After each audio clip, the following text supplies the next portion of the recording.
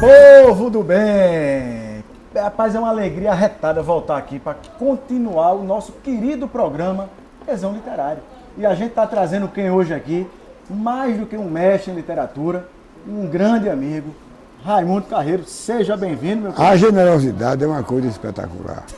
O cara achar que eu sou mestre de fazer toda essa apresentação. E eu tenho autoridade para falar, porque não sou seu aluno da oficina, porque não tenho tempo para fazer. Mas faz a sua oficina, que é ótimo. Mas o que a gente conversa, o que troca de ideia, o que eu leio, coisas que você indica. Então, para mim, é meu mestre. Olha, chega de generosidade, de bondade. Chega de bondade. Então, vamos direto. Eu agradeço muito. Veja bem, eu tenho muita preocupação em ser um mestre. O mestre é aquele que molda e encaminha a pessoa, não só na literatura, mas na vida. Isso. E isso é uma responsabilidade imensa. Nós vamos agora parar com isso e vamos trabalhar. Mas você não acha que a literatura é um instrumento muito bom para a vida? Ah, sim, sem dúvida, um grande instrumento da vida. Para se aprender a viver, se aprende lendo e praticando. Cuidado com o que vai ler para não praticar errado. Muito bem. Vamos ler Carreiro, vamos ler Sidney Nissal. Eu já estou chegando perto do cara aqui, ó, de sacanagem, de propósito, né? Estamos aqui no mesmo barco. Mas vou lhe perguntar, Carreiro, o senhor já mudou de corpo? Mudei, estou todo pesado, caindo do lado esquerdo.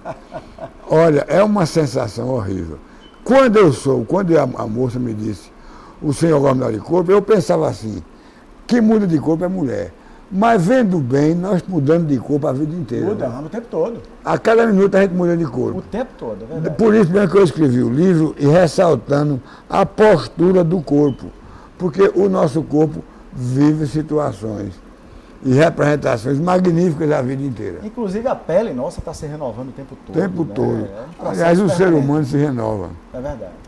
Sempre. E esse título do livro foi muito feliz. Quer dizer, essa frase lhe marcou quando ela falou. Na verdade, eu vou ser sincero com você. Esse livro teria o título seguinte, As Vésperas do Sol. Porque eu me lembro que quando eu abri o olho, quer dizer, o dia está começando a nascer, eu senti, procurei minha perna e não achei meu corpo. Não achei meu corpo e fiquei, o que é que está vendo comigo? Aí acordei minha mulher é médica, disse, você está tendo um AVC. E aí ela captou logo. Me caminhou para o médico. Mas o título, como é que o título nasceu? Eu, já no princípio, fazia sempre fisioterapia. Então, uma tarde eu estava em casa, eu, a fisioterapeuta e a cuidadora. Certo momento, eu fui ao banheiro, quando voltei andando, aí a fisioterapeuta disse, você está andando tão bem. Eu digo, pois é, eu estou conseguindo andar normalmente. Aí a cuidadora, não sei porquê, de repente disse, não, mas não se incomode não, que o senhor agora é mudar de corpo, pode esperar um pouco. É um título sensacional. É um título. Aí eu, no outro dia, eu trabalhava na CEP, fui fazer o Pernambuco, como eu fazia sempre, com o Schneider, e durante a conversa eu disse a ele, contei a história a ele, disse, mas Carreiro, esse título é melhor do que o outro. O título está aí, o senhor agora mudar de corpo. E foi mesmo, eu adotei o título e comecei a trabalhar com ele. E ele casou com a narrativa? Casou com a narrativa. E o mais grave é que até hoje eu pensei, será que a cuidadora estava jogando uma praga em mim? Porque se eu estava bem, por que mudar de corpo? Essa é boa. Eu digo essa filha da puta. Você devia ter matado ela na história. Né? Na hora. Na história não, pessoalmente mesmo. Me diga uma coisa. O que é que o AVC... Denise quer chegar à mesa. Mas que coisa boa, vamos servir. Servindo livro e café. O cafezinho. Eu vou agradecer a Denise, mas vou dizer... Eu vou beber água também. Ela trouxe nos velhos tempos era a cachaçinha. A cachaçinha. Agora a cachaçinha é preta. Preta, Olha o que ela trouxe. Conhece esse cara aqui, claro. Esse vai do Minamukov e tem estudos brilhantes que eu comprei para dar aula na oficina. E eu vou lhe dizer, esse livro é meu, porque eu conversando com você falou do livro e eu fui lá buscar para comprar. Porque coincidência ou não, aquilo que eu aplico no romance, eu voltei a estudar com ele. Olha aí. Não que eu conhecesse antes, não conhecia não. Eu conheci Nabokov somente no romance. Tá vendo? Foi esse romance Lolita, que é o grande romance Isso, dele. Tem um romance também, que é também uma crítica, quando ele chegou nos Estados Unidos, ele criticava tudo, que era uma crítica aos estudos universitários. Não é fogo fato, não. Fogo fato é o que a gente conhece em cemitério. Sim. É fogo não sei o quê. Alguma coisa. Ele tem esse livro brilhante. E alguns contos dele. Na verdade, eu agradeço demais a Denise, fico fascinado, mas eu acho ainda desculpa, Denise, Vladimir Nabokov um escritor pé duro. Sabe o que é pé duro? A frase não circula, a frase não respira, a frase não assume grandeza. Agora, é aquela frase amarrada, triste. Mas ele, como crítico literário, era um cara bem interessante. Grandiosíssimo. Eu acho que ele era maior como crítico do que como escritor. Né? E não é um mau escritor. Quando eu li o livro, esse livro, eu passei a ter uma inveja enorme dos alunos dele. O cara que tem um aluno, um professor desse, ele não pode reclamar de nada. Fogo Pardo. Quero lembrar, tá aqui. Ó. Fogo Pardo, que é um romance brilhante, que ele faz uma crítica à metodologia acadêmica americana de ler isso. Ele cria um poema longo, que é um poeta que está, um professor que está fazendo uma reflexão acadêmica sobre o poema. Então, para fazer isso, é óbvio, ele teve que criar um poema enorme. Assim, a gente falar de literatura russa, não dá para colocar Nabokov como topo. Foi um bom escritor, sem dúvida. Não, é um bom escritor, mas está longe de ser. Está longe de um Dostoiévski, por exemplo. Né? Da literatura russa, Carreiro, o que é que tu traz aí de Amigo, inspiração? Eu trago aquilo que todos nós somos levados a ler, escrever e estudar, ainda muito jovem, que é Dostoiévski, Tolstói, Gogol e alguma coisa de Gorky, já, embora Gorky não seja nem de longe, você disse isso a respeito de Vladimir Nabokov, nem de longe um autor do porte de Proust, de Dostoiévski e de Gogol. Esses três é o que há de melhor na literatura, não só são top, russo, mas universal. Me diga uma coisa, como foi usar a tua própria experiência com o AVC e transformar ele em livro? Foi tão dolorosa quanto o teu AVC, não? Foi uma experiência magnífica, que eu só lamento ter escrito tão pouco. Eu naturalmente, hoje eu canso muito mentalmente. E eu escrevi um livro de, na verdade, 100 e poucas páginas. Mas em livro mesmo, ele tem 48 páginas digitadas. Tá. Daria muito mais. Muitos episódios, muitos assuntos grandiosos deixaram de ser escritos porque eu não me cansava. Mas agora, Sidney, eu estou escrevendo um livro chamado Bandalha, Delírio de Amor e Loucura, que é a minha vida toda. É autobiográfico. É grande de parte fato, né? Porque sempre tem alguma coisa nossa. Não, a literatura toda é autobiográfica. A gente inevitavelmente cai ali. É verdade. E como minha vida foi uma bandalha, então, não é? E o porco, como é? Pérolas Porcos, né? Pérolas Porcos. É a primeira parte desse livro. Tá. Pérolas Porcos é o sexo na infância, que é uma das coisas mais graves que eu conheço. Os pais e até os idealistas professores acham que a infância é pura, é leve. Não é tão pura, não. A infância, ela é misturada a experiências que os adultos nos dão pelas conversas. Porque ele vê assim, criança não ouve, nem não entende. Criança não sabe, não entende como faz. O entendimento é que é diferente quando depois você o amadurece. O entendimento é outro. Não tem aquele entendimento malicioso. Malicioso, né? Mas tem. E é um assunto que sempre me tocou muito, que eu pensei muito sobre isso. E como foi essa... Sem querer adiantar muito do livro, né, professor? Mas assim, como é que foi essa... Na minha casa... Essa revisitação. Na minha casa, nós sempre recebíamos meninas, garotinhas da nossa idade.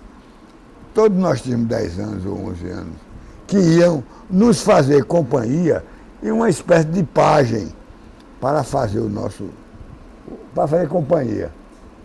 E essa companhia terminava em bulinação. Não é sexo, mas bulinação. A descoberta, né? A descoberta da sexualidade. A descoberta que é uma coisa incrível. E é próprio da infância. É. Não é aquilo que eu disse a você. Não é malicioso. Além de tudo, eu tive uma vizinha que era também assim, de gostar de bulinações. Além, tive também uma empregada que foi uma espécie de, digamos... Lhe iniciou de fato, não? Me iniciou de fato. Olha a revelação. E a quem eu agradeço, eu não vou dizer nome, Olha aí. a quem eu agradeço muito, porque ela não só me ensinou o que era sexo, como evitou a prostituição. Né? Porque aí. ela disse a mim assim, olha, já que você vai fazer, faça comigo. Agora, para evitar doenças, para evitar problemas, com o seu corpo e com a sua vida, faça comigo. Agora, não faça com essas mulheres por fora, não. E aí me educou sexualmente. Lhe treinou para ser um homem melhor com as mulheres, porque a experiência é para isso, né? E para ter saúde, né? Porque na minha época, na nossa época, cuidado, né? o sexo era sujo. Que era o sexo da prostituição mais bandalha que existia. Era as mulheres realmente doentes, com todo tipo de doença, que vinha da brenorragia ou da gonorreia, até o cancro e o câncer de pênis. Nossa Senhora. E eu não tive que passar por nada disso. E até agradeço a Deus que meus filhos têm uma grande saúde, ótimos, pelo menos o que eu acompanho e vejo, entendeu? E você vai tendo uma vida saudável. Eu, desculpe falar em você no sentido, porque foi essa educação que eu tive, que aliás, grande parte disso está no meu romance Tanglomango. Sim, que eu não estou com ele lá na minha fileira para ler. Pronto, Tanglomango é a história da mulher que me educou sexualmente. Olha aí, tá vendo? Cara? Que isso foi para mim, quando eu me lembro disso hoje, eu fico muito feliz que ela tenha evitado, que eu tenha caído na gandaia. Pois é, e tinha complicado sua vida, né? Minha vida até do ponto de vista cegueira, câncer, pois é, doenças venéreas. E eu tô achando maravilhoso. Opa! Epa! Epa! Que danado. Aqui é organizado. Nena Queiroga foi a nossa última entrevistada, quer dizer, esse programa é gravado, mas ela foi entrevistada recentemente. Ela disse, oxe, é a hora do recreio. É a hora do recreio. Na verdade, é a hora da nossa pergunta-chave do programa. O que é que te dá tesão? Você desculpa. Todas as pessoas, mulher, desculpa o machismo, desculpa, mas é isso mesmo. Faz parte. É o que me dá tesão, claro. Desculpa, tem a descobrir. Inclusive, no momento do programa, a gente tem uma brincadeira que a gente faz. Você vai abrir essa caixa. Tô até com medo, com medo. Abre essa caixa com bastante cuidado e você vai ter uma coisa aí dentro para você. Olha o medo danado, não é uma cobra, viu? Deus me defenda. Nem uma pitoca de borracha. É que eu tô com medo. Não vou mentir. Olha aí. O que é que tem aí dentro, rapaz? Uma camisinha. Agora, isso é pra gente jovem. Pegue ela. Você usava isso na época da menina lá? Nunca usou uma peste dessa. Tem um número aí? Tem. 42 é um bocado confortante. Olha. Mas não é o tamanho da camisinha, não. É sapato. O número 42 é a página desse livro aqui, ó. Né? Que eu já deixei marcado. O pessoal sabe que é tudo, né, que não é combinado. Eu pensei que era o tamanho da camisinha. Olha, tem uma coisa marcada aqui, ó. Esse trechinho. Eu queria que você lesse pra gente conferir isso e conversar um pouquinho sobre isso aí. O escritor pode ser considerado de 3 pontos de vista. Pode ser visto como um contador de histórias, como um professor ou um mago, ou como um mago. Um grande autor combina os três, contador de história, professor e mago, mas é o mago dele que predomina e torna um grande escritor. E aí é essa combinação, Carreiro, das três coisas? Concordo perfeitamente. Eu também concordo. Quando eu comecei a escrever, há um texto de Frederico Garcia Lorca, que é muito discutido, que na época era muito discutido entre os escritores, que é justamente entre um escritor e um bom escrivinhador. Então, o que é que ele diz? 42 de bota aí, 42 é bota, é saúde muita, viu? Então, veja o seguinte. Então, o que é que ele dizia? O seguinte, o escritor, para alcançar o grande mérito de ser um mágico, ele tem que ter duende. Ele tem que ter duende, ou seja, tem que a palavra dele ser muito mais do que uma mera Tem palavra. que ir além. Além da palavra. Aliás, eu vou entrar aqui em um jogo vaidoso. Para concluir aqui, concordando plenamente com Nabokov, eu fui muito amigo do pai de Eduardo Campos, chamado Maximiano Campos. Maximiano Campos. E Maximiano dizia uma coisa que me deixava muito vaidoso. E você vai ver uma aula agora de vaidade. Uma grande aula de vaidade. Porque ele dizia assim, Maximiano dizia, todos nós somos escritores, todos nós temos talento, mas Carreiro tem duende. Então, coisa boa. Não pode ter melhor vaidade. É com o Duende de Carreiro que a gente fecha o primeiro bloco, vai aí as vinhetinhas aí, a propaganda de Noite em Claro, olha, Noite em Claro aqui. Tô vendo, já vi. A orelha de Carreiro, aqui eu tive a honra de escrever já. a orelha do livro. Com o muito maior feliz, prazer, com o maior prazer. muito feliz. E a gente volta dentro de instantes, beleza? Até já.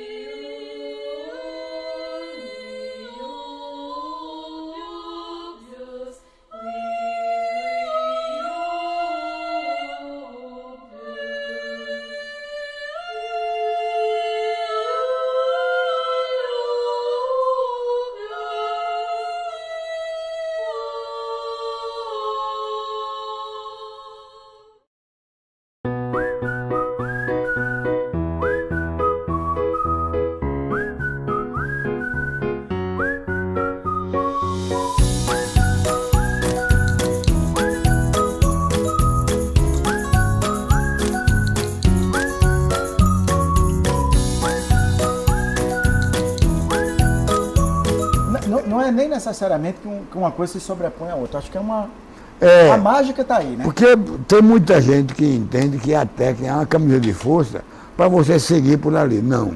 O que a técnica indica é um caminho.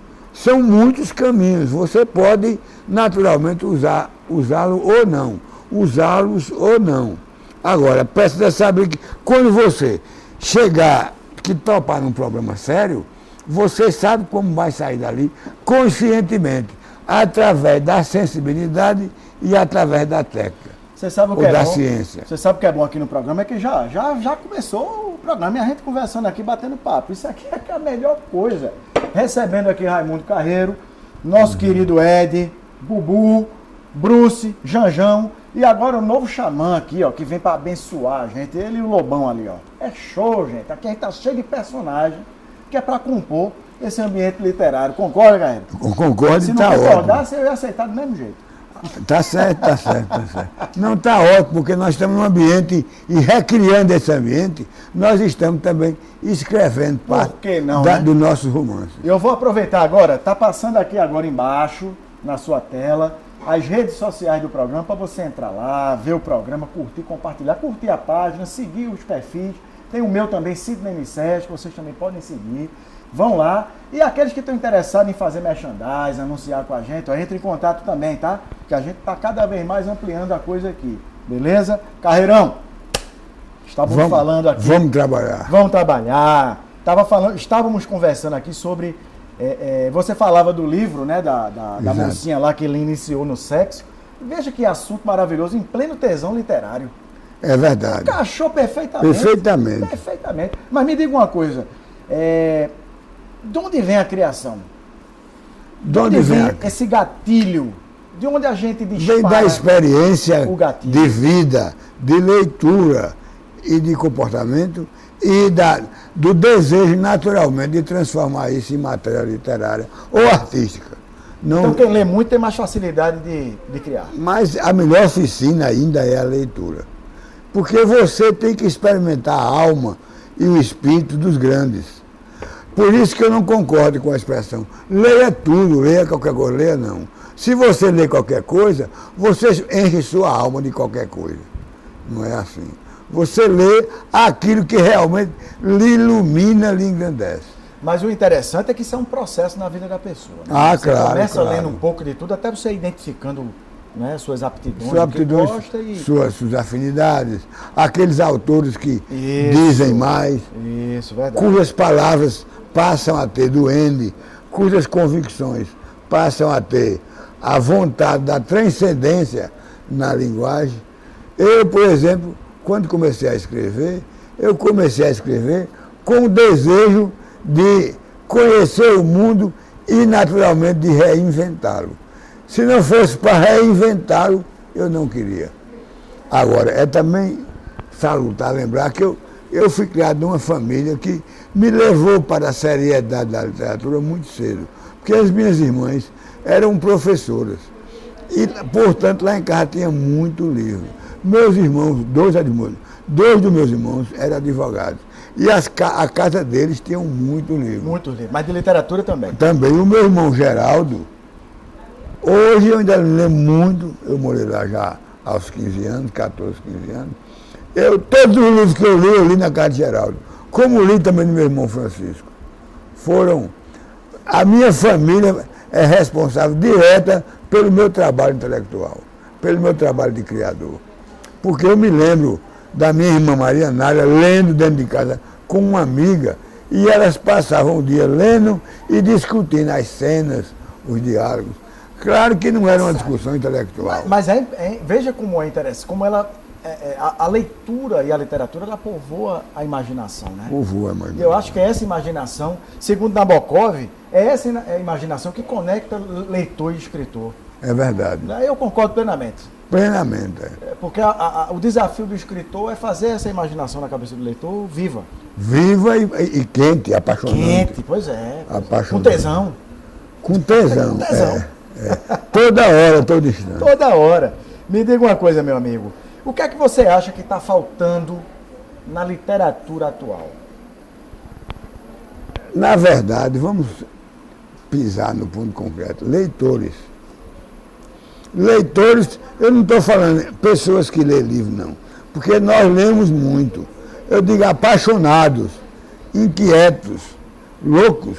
Leitura por leitura nós temos. É como beber. Qualquer um bebe cachaça. Pois é. Mas nem todo mundo sabe beber cachaça. É verdade. Não é beber o grande uísque ou o grande vinho, não. É beber. Uma coisa é tomar um chopp, outra coisa é você sentir que o chopp cresce na sua alma, se expande, não é verdade? Pelo sabor e pela paixão. É uma experiência sensorial. É uma experiência sensorial, não tenho dúvida disso. E a literatura também. A leitura é uma experiência. Talvez por isso o livro físico parece que não morre de jeito nenhum, né? Não vai morrer. Não, eu também acho. Até porque, veja bem, eu digo todos os dias, eu acho uma grande ingenuidade das pessoas acharem que o livro físico desaparece. Para desaparecer o livro físico, é preciso desaparecer o alfabeto. Para desaparecer o alfabeto não desaparecerá. Aparecerá outro tipo de alfabeto. Uhum. Pode ser no computador, na internet, no celular, ou nessas todas as tecnologias. Ou seja lá o que vier por aí, né? Mas não vai desaparecer o alfabeto. Você, em algum instante, vai ter que escrever. Nem que seja um bilhete. Pois é. Nem que seja um bilhete de amor. Pois é. Entendeu? Então, para fazer um bilhete de amor, tem que conhecer o alfabeto. Não haverá fim do livro. Não haverá o fim do livro. Nem virtual, nem no papel, nem... Esse foi um desejo dos criadores. Eu vi... Não sei se foi um desejo. Eu acho que as plataformas que chegam, elas são bem-vindas. Não tenho dúvida disso. Mas o Gates, qual é o nome dele? O Bill Gates. Bill Gates, o Mário Vargalhosa tem um artigo muito bonito sobre isso, que ele ouviu estar na sala, quando o Bill Gates disse, a nossa intenção é acabar com o papel. Não haverá mais papel, portanto não haverá mais livro. Isso é ingênuo. Isso chega a mostrar que também os gênios são ingênuos. São gênios e ingênuos. A gente não sabe o dia de amanhã, mas assim, a experiência sensorial de ter um livro físico na mão, de você manusear a página, de você sentir o cheiro, de você voltar, é diferente de um livro eletrônico. É claro. Desculpe mais uma vez o machismo, mas livro é como mulher. A gente cheira e leva pra cama. Não é não? Ai, que massa. Desculpe, mas é isso. Vamos fazer um brinde à literatura. A gente não tem cachaça, mas tem água mineral. Mas tem água Vamos mineral. fazer um brinde aqui, Carreiro. É isso, verdade. brinde à literatura. Me diga uma coisa, eu faço sempre uma filinha aqui. Não, e vai me guiando. Está corretíssimo. A gente vive... Você é um cara extremamente premiado, tem vários prêmios importantes. Graças a Deus. Mas a gente vive uma cultura de prêmios que parece que só quem presta é quem ganha prêmio. Que é Você uma coisa, mesmo foi muito mais reconhecido. que é uma depois de ser coisa que premiado. eu também acho bobagem. Porque o prêmio não é uma consagração. O prêmio não consagra ninguém. O prêmio, ele tem por objetivo um incentivo. Só tem um prêmio de consagração. Chama-se Prêmio Nobel. E aí a pessoa já está mais morta do que viva. Não é verdade? É verdade, é verdade. É Falar verdade. em Prêmio Nobel, o que foi que você achou aí de Bob Dylan ganhar esse? Rapaz, eu achei que o prêmio foi dado a uma geração de hippies. Não foi... Alguém tinha que ganhar. Foi por isso que foi entregue a... Mas é válido, né? Porque quem ganharia Eu seria... achei válido. Tem muita gente, pô, tanto escritor com livro e tal. Eu achei válido. Mas é o tal do escritor que nós, os próprios escritores, resistimos em reconhecer. Aham. São os escritores compositores, É. de boas letras, de grandes letras, e que a gente não sabe fazer, inveja e fica dizendo que não existe. Pois é. É inveja, isso chama-se inveja. Tá nisso. Por isso que os velhos falam tanto no jovem. Porque Pois é. os velhos já estão broxando aí, fica com inveja do jovem e fica dando besteira. Tá faltando tesão, né? Tesão. Se tivesse mais tesão, não tava falando mal dos outros. aí. Bobagem. É. Me diga uma coisa, meu amigo. Todo escritor é mesmo um ladrão de história? Se alguém me contar uma história, fique Acho certo. que você. Aliás, Hemingway escreveu sobre isso, que ele disse que quando estava na Espanha ou na França, não sei bem, ele disse que toda noite ia para um bar onde se reunia muitos escritores. E ele contava a história e no outro dia todo mundo tinha escrito sobre aquela história. Ele disse, não conto mais. Tudo que ele ia Vou contar. guardar essa porra. Vou guardar essa porra. Aí os caras contavam. E esse roubo que a gente fala, roubo brincando, obviamente, mas esse roubo de histórias é o melhor caminho para construir narrativa. Claro, que é inocente, né, rapaz? Você não vai. Você me conta uma grande história. Desculpe, mas eu vou dar a minha versão escrita. Você dá a sua e eu a minha. Isso ela é, pode motivar isso é uma outra legítimo. história, né? Isso é legítimo, não é ilegítimo, nem é roubo. Nem eu chamaria de roubo. Eu tenho uma história que roda mundo e as pessoas nem dizem que sou eu. Sem querer, querendo, como diz a história, Sem querer, eu criei querendo. uma personagem chamada Perna Cabeluda. Sim. Que todo mundo fala e todo mundo escreve. Hoje eu tenho dois amigos chamados Beto Beltrão e André Balaio, André Balaio, que escrevem figura, histórias todo dia. E não tem sequer a delicadeza de botar assim, da ideia original de Quer dizer que Raimundo você Carreira. criou a perna cabeluda? Criei Perna Cabeluda. Eu achava Em que isso era um mito da 1976, não. Quer dizer, você criou o mito. Eu trabalhava no Diário de Pernambuco. E aí eu escrevia para... No Diário de Pernambuco, na época, tinha um caderno de domingo chamado Domingo, que era justamente um caderno mais leve, mais saudável, com crônicas.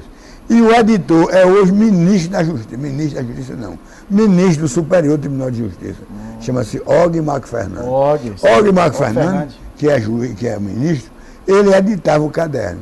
Aí ele pediu, Carreiro, você pode colaborar comigo? Diga, vamos escrever uma coluna, bora.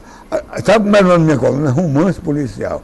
E apareceram dois personagens, a Perna Cabeluda e outro chamado Cachimbo Eterno.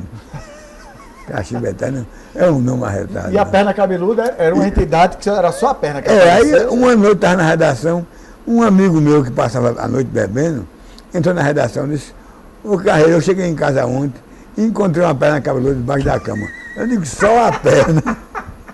Só a perna. Conta essa história dele, tem alguma coisa aí. Ele disse, não, foi só a perna. Olha, peraí. Aí eu no domingo publiquei Perna cabeludo. O ladrão de histórias, olha aí. O ladrão de Já história. roubou a história. E os rádios começaram a falar nisso. Mas... Rádio Geraldo Freire, esse menino como é. Me esqueci o nome dele. Jota, né? Jota Ferreira. Ferreira. Falavam. E um mês depois aparecia marido apanhando, mulher apanhando. Aí eu dizia, meu Deus, a Gaia está roncando. É muito chifre. Bota pra lá. Só pode ser chifre, né? Porque o cara ia para o hospital todo quebrado. Mas o que foi isso? Ele disse que foi a perna cabeluda me deu uma pisa. Carreiro, por que se convenciona de que todo escritor é um intelectual? E o que é de fato ser intelectual, especialmente num país com um nível cultural ainda tão... Quando eu digo nível, a gente tem uma cultura muito rica, mas o nível cultural do povo ainda é muito baixo. É usar o intelecto para se manifestar. O intelecto o que é? É a reunião de elementos eruditos que o escritor ou a pessoa que seria, que recolhe e reúne dentro da sua alma ou da sua mente e que se manifesta quando você tem que tratar de algum assunto ou tem que chegar ao povo, o povo que normalmente, não é que todo o povo seja, mas é que o povo que não tem uma preparação do intelecto, por quê? Porque não estuda da maneira como... Não é estimulado, né? Não é estimulado. É por isso que é chamado de intelectual. Aquele que se manifesta pelo intelecto. Existe uma expressão que eu parei para analisar muito. Olha, fulano é um formador de opinião, né? Na verdade, eu acho que o ideal para toda a sociedade é que cada cidadão fosse um formador de opinião. Claro. Né? É E isso não mesmo. dependesse tanto de intelectuais ou da intelectualidade. Mas não tem acesso. Não tem acesso. Nem pode ter, porque é óbvio. Se botar todo mundo para escrever, não tem papel que chegue, não tem virtual, mundo virtual que aguente. E falta a literatura chegar Falta. às camadas mais pobres. Não falta. Falta. Falta o autor. Por isso que a literatura é perigosa. Nesse sentido que, se a pessoa que está no outro lado não está preparada para ler, pode ter interpretações esdrúxulas e confusas. Pode ter. E você acha que não falta para os nossos escritores uma atuação mais forte nesse sentido? Precisa, mas a coisa que mais me entristece é quando eu falo com uma pessoa de nível superior que se espanta com palavrão. Palavrão não tem nada a ver. Concordo com você. Mas quando a pessoa me diz isso, é ignorância. Concordo. Só um ignorante se espanta com palavrão. O meu primo Ismael é professor e uma vez ele estava me contando a história de que o aluno foi lá, chamou um palavrão e ele retrucou com palavrão e começou a analisar o palavrão em sala de aula, dizer o que era aquilo ali, tarará. Ele foi chamado a atenção. Porque tem palavrão que é uma palavrinha. É. A gente acabou de falar. Estava brincando aqui, né? Tem palavrão que é um palavrão imenso, é uma Estava palavrinha. contando a história que minha tia conta muito do meu primo, do meu irmão, na verdade, Diego, que ele era pequeno e ele chamou cu. Ó, não vou ter frescura de dizer uma palavra dessa aqui. E aí disse quando o papai chegou, que foi tomar satisfação dele, ele, criança, né, mas disse, foi que você andou falando, ele disse, pai, foi um cozinho desse tamanho só. Ele lascou. Aí piorou Lascou muito. o papai. E aí, na verdade, ele foi chamado, esse primo Ismar, que é professor, ele foi chamado pela Secretaria de Educação e, quando foi questionado, ele citou o livro de Mário Souto Maior, que é o Dicionário Etimológico, né? Que ele tem Olha, vários já que palavrões. você citou a palavra, eu vou lhe lembrar que Adélia Prado tem um poema sobre a palavrinha. Olha, tá vendo? Chama-se Objeto de Desejo. O monossilábico. E ele termina assim, ela termina o poema assim, cu é lindo, fazeis o que quiserem com esta dádiva. Ela deve ter gostado muito, né? Chamou de dádiva? Eu não sei. Não vamos entrar no mérito da questão. Né?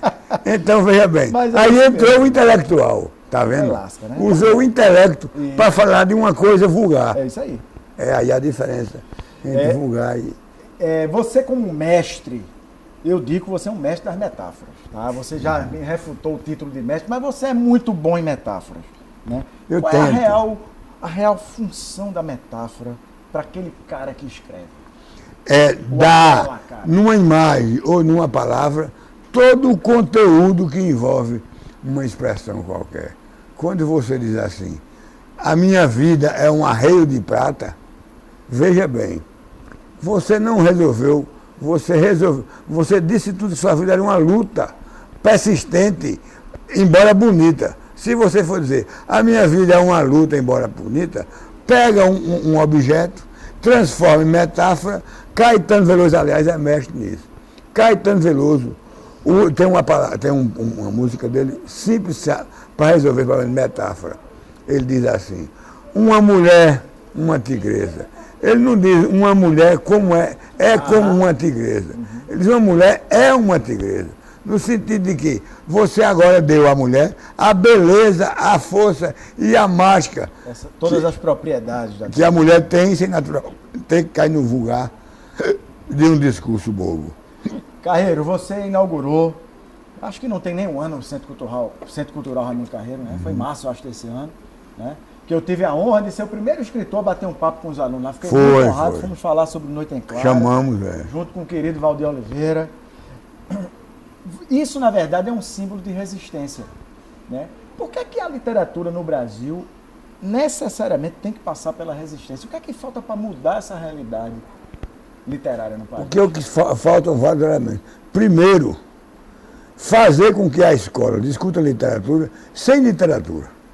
Não precisa forçar o aluno a ser um intelectual para poder ler um livro. Deixa que ele leia. Deixa que ele naturalmente. Por isso que eu quase sempre, nas minhas palestras, em colégio, faculdade, principalmente colégios, o pai me pergunta, o que é que eu faço para meu filho ler? A minha resposta é outra pergunta. Na sua casa tem livro? Não. Vai ler. Não vai ler. Tem livro? Não vai ler. Tem que ter livro, meu filho. Para ler, para seu filho ler. Compre livro. Quando for conversar com sua mulher, na mesa, na hora do jantar, recita um poema. Se você precisa falar de bons poetas, fale de Chico Buarque, fale de Vinícius.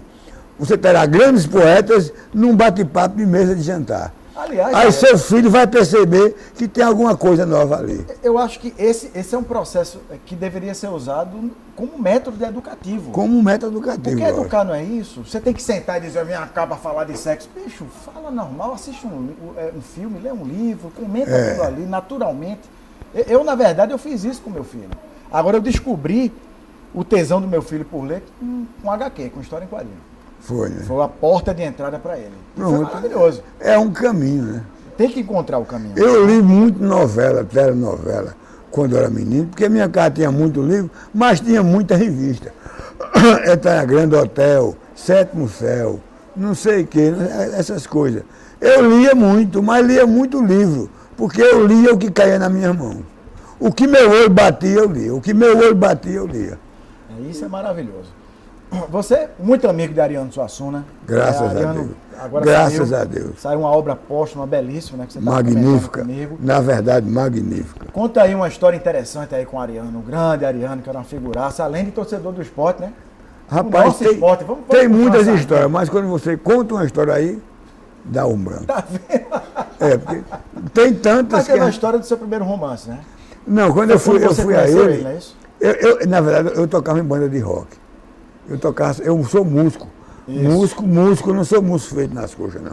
Eu sou músico feito na partitura.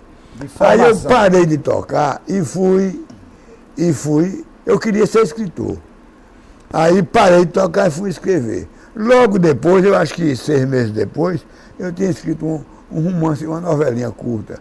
Imagine que 80 páginas, não chegava a 100. Aí uma vez eu fui à livraria Moderna, ou mais especificamente, livraria Editora Nacional, lá na rua da Imperatriz. Aí disse ao vendedor, olha, eu escrevi um romance. Aí ele disse, mostra Ariano Suassuna. Eu disse, eu não tenho um telefone de Ariano. Tu não conhecia ele não, né? Não. Tu tem quantos anos nessa época? Eu já tinha 17 anos, 17, virando para 18. Aí ele disse, eu tenho aqui, aí me deu o telefone de Ariano. Que, aliás, hoje eu sei de cor ainda. Tá, não posso dizer aqui que vai vir um inferno. Pelo amor de Deus. Entendeu? Aí eu liguei para a casa dele, para saber se ele podia. Ele disse, leio. Venha terça-feira, eu estou lembrado até do dia. Quando eu cheguei lá, ele disse, olha, Carreiro, eu marquei hoje, porque eu não me lembrei que hoje eu tenho a reunião do Conselho Estadual de Cultura.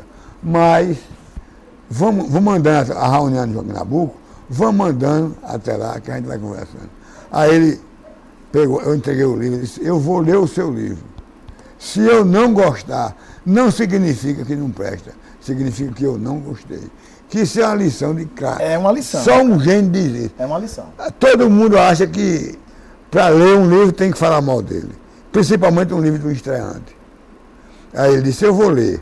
Quando eu voltei, ele disse, o livro não é bom mesmo não. Agora, aqui tem escritor. Vai escrever, vai estudar, que você é um escritor. Vai amadurecer, olha que coisa É boa. um escritor. Isso é uma grande lição, né? Isso é uma lição magnífica. Bom, essa história É uma história boa. está Muito perpetuada em meus livros e eu continuo escrevendo. Graças a Deus. Tem um trechinho aqui do Senhor Agora Vai Mudar do Corpo, que eu queria ler, pequeno, né? Que ele diz assim, torna-se cada vez mais tensa a madrugada, a noite perversa. As aranhas suspensas em fios invisíveis voltam a lutar entre si, espécies bem raras de trapezistas noturnas e guerreiras. Por um instante abandonam a mortalha do escritor, a roupa negra que o levará para a eternidade, e envolvem-se na luta rendida. Debatem-se em voos rasantes próximos, muito próximos do nariz do homem ali enfeitiçado, mas sem rezar, embora o sono lhe pese nos olhos.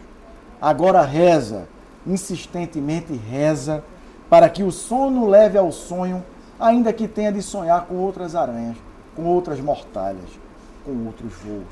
A gente estava falando de metáfora aqui, está presente de maneira riquíssima. A partir das aranhas. As aranhas são metáforas do cotidiano da vida, né? A vida não é outra coisa. Um dia não é outra coisa. Toda essa teia que a gente tece, e às vezes é tecido. E é tecido com ela. Né? É maravilhoso isso. Isso mesmo. Por aí. Nesse processo do AVC, Carreiro, como é que é a tua rotina de escrita? Hoje... Já sei, mas eu estou perguntando para vocês saberem. Sempre foi assim. Eu acordo de manhã e vou para o computador. É óbvio que eu tomo logo um banho. Porque eu só consigo pensar, raciocinar, depois do banho. Se eu não tomar banho, não consigo nem pensar. Meu corpo reage muito mal. Então eu preciso primeiro tomar um banho, depois tomar café. Porque o café me faz crescer e renascer. O banho e o café dão uma... Aí eu vou para o computador e vou escrever. Há alguns dias eu sei da tentação de ler jornal, que não deve. Escritor não pode ler jornal antes do café. Depois que escreve, pode. Depois até deve. Para não se contaminar. Contaminar com notícias as mais diversas. Boa. E contaminar com a dor do mundo, que a dor do mundo está ali. Jornal é a dor do mundo. E essa história, quer dizer que você agora só consegue digitar com o dedo? Só hoje só. E virado no modo de quento? Quer dizer, isso não é escrever, isso é dar dedada. Dá dedada para lá, pelo amor de Deus. Não passe perto, não passe perto. Beto, quanto tempo a gente tem aí? Tá seguindo, né? Porque depois tem um pabola aqui no finalzinho. Mas me diga uma coisa. O que é que você disse que é músico, né? Você tocava sax, você não consegue mais tocar. No cada mão. No cada mão, né? Mas o que é que da música o escritor Raimundo Carreiro conseguiu sorver? Olha, eu levei, e fiquei muito feliz, que eu acho que eu levei para a literatura o ritmo interior que todo músico tem. Então, quando eu fui ser traduzido por Romeno, a tradutora Simona Allende deu uma entrevista para o Jornal do Comércio, porque mandaram pedir. Sim. E ela diz, olha, o ritmo, sem a gente ter falado nisso, o ritmo em Raimundo Carreiro dá uma tese de mestrado. Ela disse isso. Para mim foi uma enorme alegria, porque eu achei, ela entendeu minha obra. Você identificava já isso? Identificava. Porque às vezes a coisa vem meio por osmose, né? Mas porque é natural no músico carregar essa melodia interior, que vira pontuação, vírgula, ponto, porque a música vem de dentro. É tanto que você pode perceber que minha literatura é muito compassada, porque eu sou formado em dobrados. Dobrado é a música. Aquela marcação.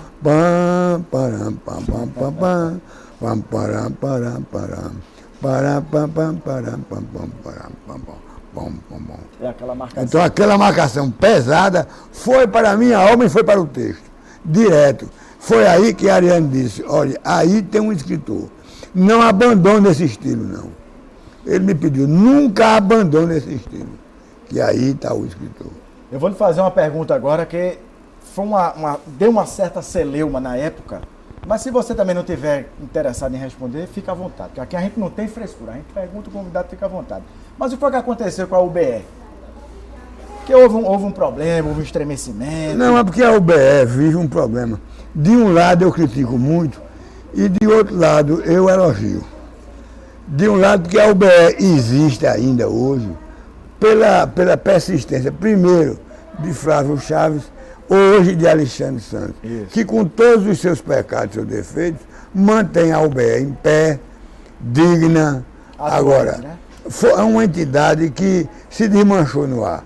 Porque a entidade UBE existiu desde a sua criação, em 58, passando por toda a ditadura, como uma entidade, ela não é uma entidade de classe. A entidade de classe é o sindicato. Ela é ela congrega os escritores, mas não tem um manifesto político, não tem uma participação política da sociedade. E não pode.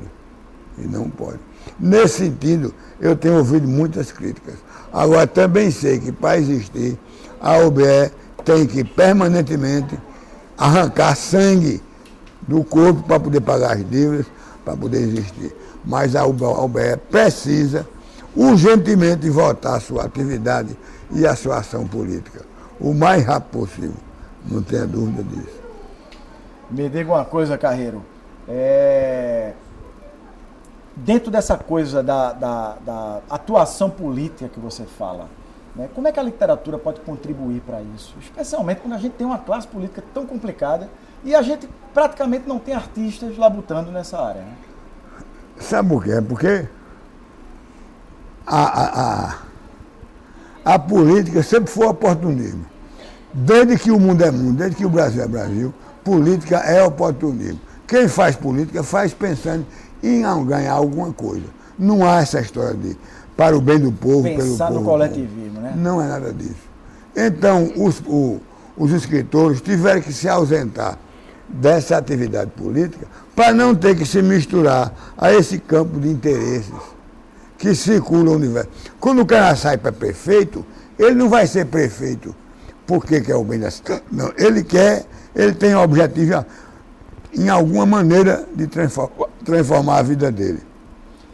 Se você for médico, você se forma em medicina, vai para o interior e vai demorar muito a ser respeitado como médico, porque vai precisar de muito trabalho. Mas se você for prefeito, já vai passar a ser respeitado como prefeito. Então o jovem médico quer logo ser prefeito na outra gestão, deputado, não porque ele precisa disso, mas porque a medicina não é suficiente para lhe dar o respeito social que ele precisa até para poder usufruir da própria medicina. E me diz uma coisa, essa tendência dos artistas de se posicionarem... Eu estou tentando beber, mas não tem água. Não tem mais água não, a Denise já providencia na hora, eu vou querer também, viu? Vamos lá, a gente já está no finalzinho, mas desculpe, a gente toma mais Denise. água. E essa tendência que muitos artistas têm de se posicionar politicamente, que a gente hoje não tem mais a ideologia bem constituída. Mas tem. A direita foi que inventou que não tinha mais. Isso vem dos Estados Unidos. Não, mas não está muito misturado. Por exemplo, a nossa esquerda se contaminou. Contaminou sim. Mas existe. Mas é fácil se deslocar disso. Desde que você considere a política como uma atividade social capaz de transformar o mundo. Se você tiver essa ideologia, muda. Agora essa história não acabou. Acabou porque a direita precisava que a esquerda se esfacelasse. E a esquerda não só aceitou, como se misturou. Como você, para usar a sua expressão, se contaminou. Era isso que não podia acontecer. E aconteceu. É complicado, né? A gente tem um momento mimimi aqui, que é uma pergunta que sempre chega para a gente perguntar ao convidado, né? Mas peraí que eu estou vendo um negócio errado aqui, meu Deus do céu. Volta! Momento mimimi. Vamos lá. Oi? Pode trazer, pode servir. Isso é meu? Você tem vontade de publicar algum e-book? Você não tem nenhum livro publicado no eletrônico, né? Nenhum. Essa é a pergunta Não aqui. me seduz em nada. Tenho. Meus livros publicados são todos no e-book. Todos têm e-book. Todos Se têm você e-book. entrar agora no... Amazon. vai encontrar Seria uma Sombria Noite Secreta. Agora, mesmo? né? Tem? Nesse momento, tem.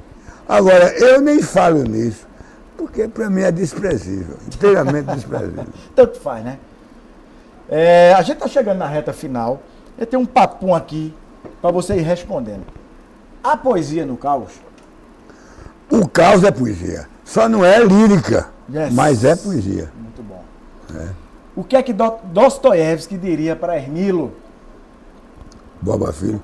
Hermilo Borba Filho. Volte para Pernambuco, está precisando de você. Em russo ou em Volte português? em português. Volte que Pernambuco está precisando de você. O que é que Carreiro diria hoje para Ariano Suassuna? Volte que o Brasil e a América Latina precisam do seu intérprete. Muito bom. Eu já perguntei isso aqui, vou perguntar outro. O que é que você pensa da política nacional? Você já meio que já se expressou. Olha, também aqui, é né? aquilo que eu disse a você. Os políticos brasileiros, grande parte é formada por pessoas que precisam ter um grande respeito social e, portanto, parte para isso. Agora, eu espero, tenho muita esperança, aliás, de que esses políticos comecem a desaparecer para dar lugar àqueles grandes políticos que tivemos até agora mesmo, até há 20 anos no PMDB, que hoje não é mais do que um saco de gato desprezível. Desprezível. A política brasileira hoje a palavra é essa, é desprezível. Malastra. Qualquer um que estiver lá é desprezível. Não tem o que fazer.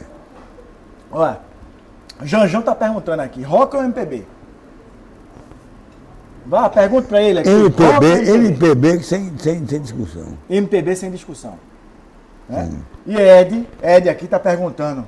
Pelo esporte nada? Tudo. Eita danado, eu tô puxando a sardinha. pro meu Sempre, time. sempre.